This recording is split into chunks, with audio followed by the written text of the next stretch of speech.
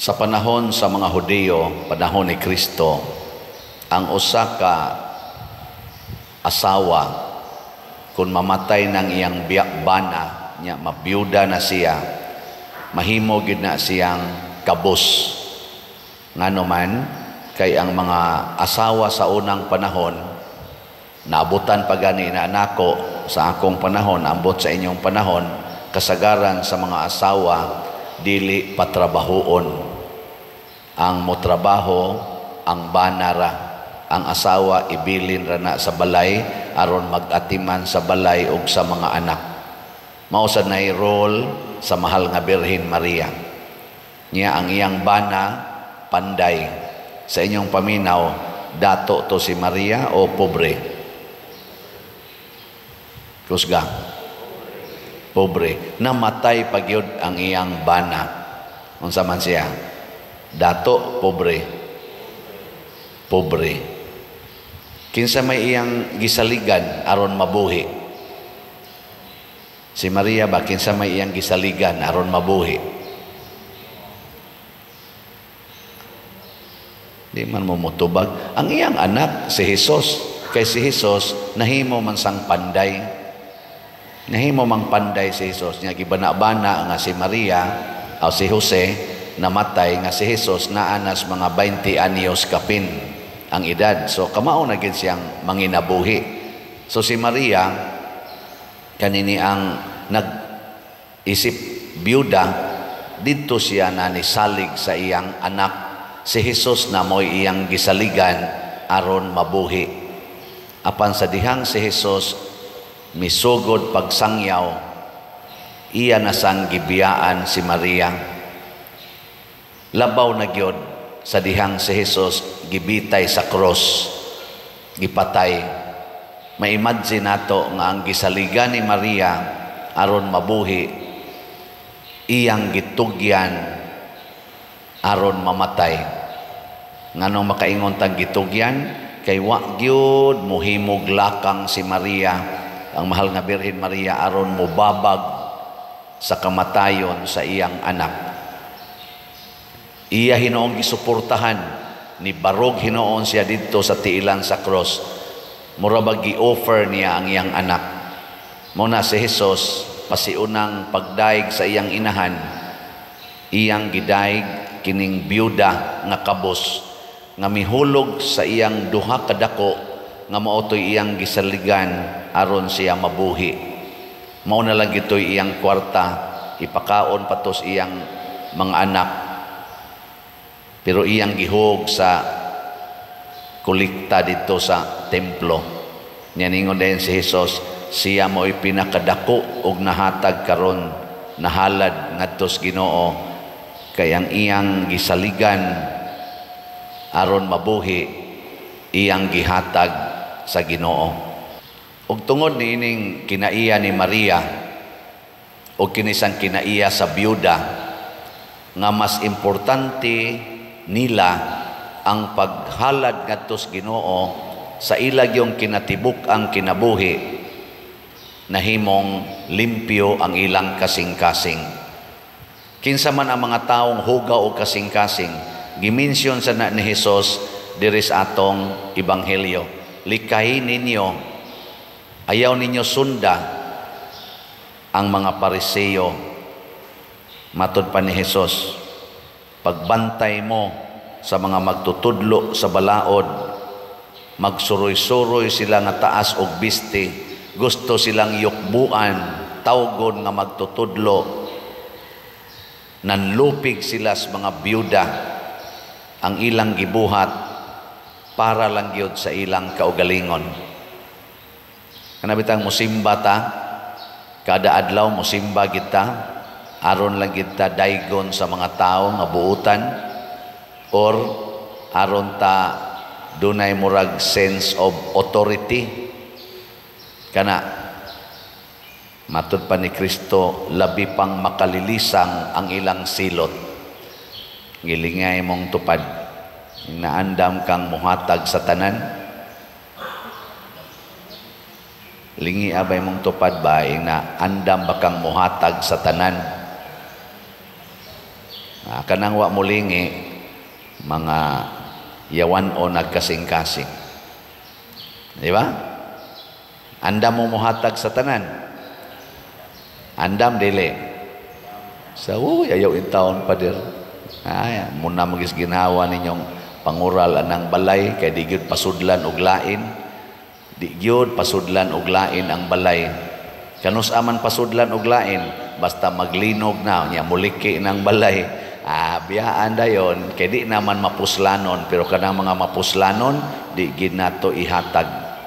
Si Maria mapuslanon kay niya ang iyang anak, unsa may iyang gibuhat gihatag aron patyon, kay kahibaw si Maria ang kamatayon sa iyang anak maghatag nato og kaluwasan, maghatag og kaluwasan sa mga makasasala.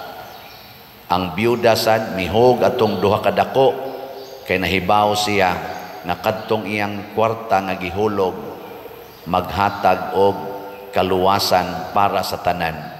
Mao na dinhis atong parokya, sige tagbaligya ani mga slots, igpalit nimog slot, usa ka slot kaning atong SBF dag pananglitan kaning para sa atong kumbento, 500 pesos ra ni siya.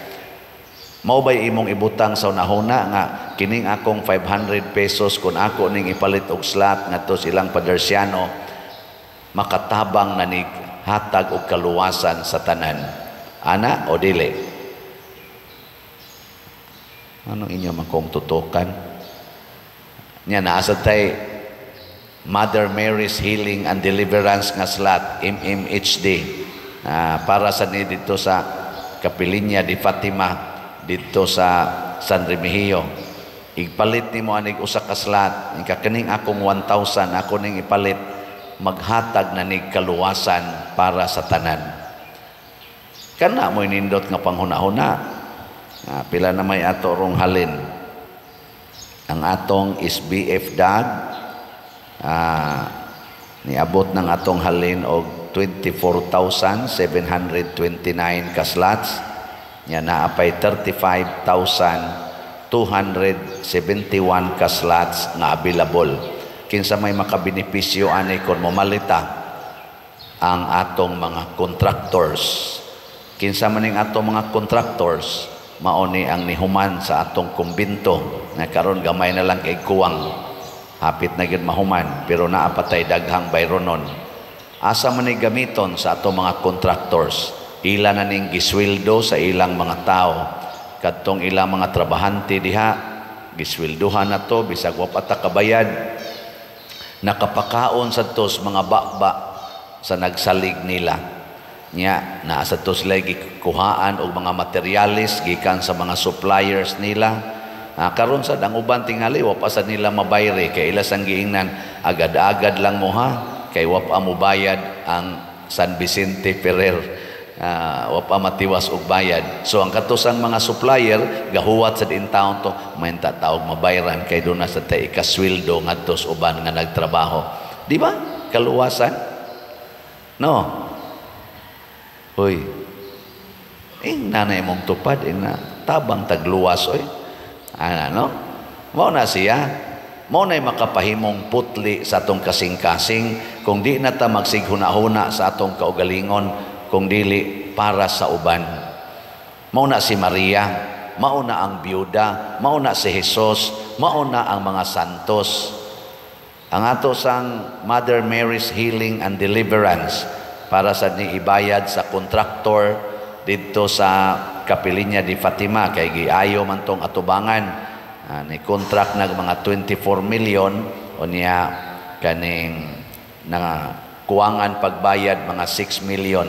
Nihangyo sila Bishop Ruben Labaho, siya may nagdumala dito nga tabangan nato. Nakahali na punta og 1,911 ka slots as of yesterday, nga naapay 4,089 ka slots nga available, tag 1,000 pesos per slot ni siya. So atong pakpakan ang tanang namalit og slots. Congratulations. Salamat kayo. Liwat mo ni Mama Mary in little way. Kana bitang ang ato bang gibuhat para sa kaayuhan sa tanan. Niya man gani letter diri nga wa ni nako dayon ma-announce kay murag na taligam-an ni gahapon gikan ni sa atong barangay San Vicente nga naay bloodletting activity karong na ba din ang adlaw no? Karong adlaw June 8, 2024 from 8 a.m. to 4 p.m. Basig makaabot pa aning atong mga kaigsuonan nga makabati aning atong misa. Mag-bloodletting ang edad sa pwedeng mo-donate gikan sa 18 ngadto sa 65 ang edad, 18 to 65 years old. Niya ang timbang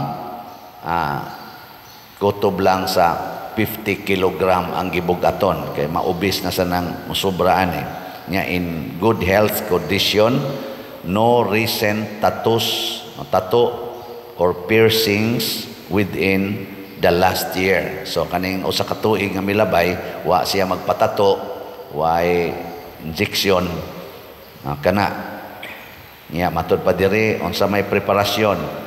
Eat healthy meal and drink plenty of water before donating. Bring a valid ID for verification. Wear comfortable clothing, preferably with sleeves that can be rolled up easily. Para asa maning bloodletting dinhi sa atong barangay para sa ni itabang sa mga nanginahanglag dugo. Wa ginay kwarta, dugo ra gyud nato i-share. Ako sige ko share og dugo sa una. Diha pa ko seminaryo, ana sige yung share og dugo hantod na pari nako, daghan-daghan gyud akong gisharingag dugo. Karon sa 60 na akong edad, murag balibara na ko daan inig action na kog donate niya igingon pilay imong timbang inig-ingon ako murag hapit naman ko mo 80 kapin ako ka kilo sa di na pa dir niya sa 60 na sad ka niya wa kay maintenance nanasan ayaw na lang nindot gid unta kanang mo donate tag dugo so nga ako na lang i-donate kolekta na lang di na lang dugo no kolekta. Na sige kong pangulikta ninyo. Karon mo donate na sa dito sa Kapilinya og 6 million ato ng Soya Grace dinhi. Yan naman tay 1,510 ang atong na-raise dinhi para sa Kapilinya. Ang dito sa Kapilinya 401 ka slots ang ilang na-raise dito aning atong MMHD. So nakarimit na ta og 1.2 million atong niaging adlaw para ibayad dito, i-partial og bayad sa contractor. So atong pakpakag usab ang atong mga igsoon.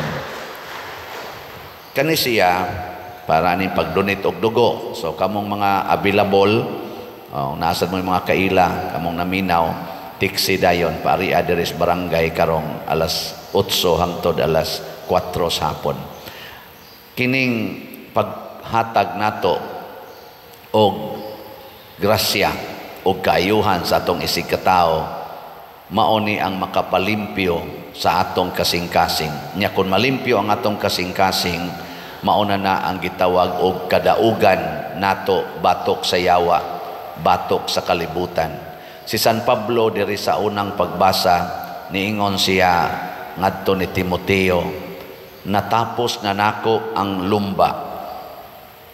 Unsa may iyang pasabot? Giskidula na siya nga putlan siyang liog pero iyang gitawag tuog natapos nako ang lumba, nakabot nako ang ganti sa kadaugan, ang purong-purong sa pagkamatarong nga niadtong adlaw iganti kanako sa Ginoo.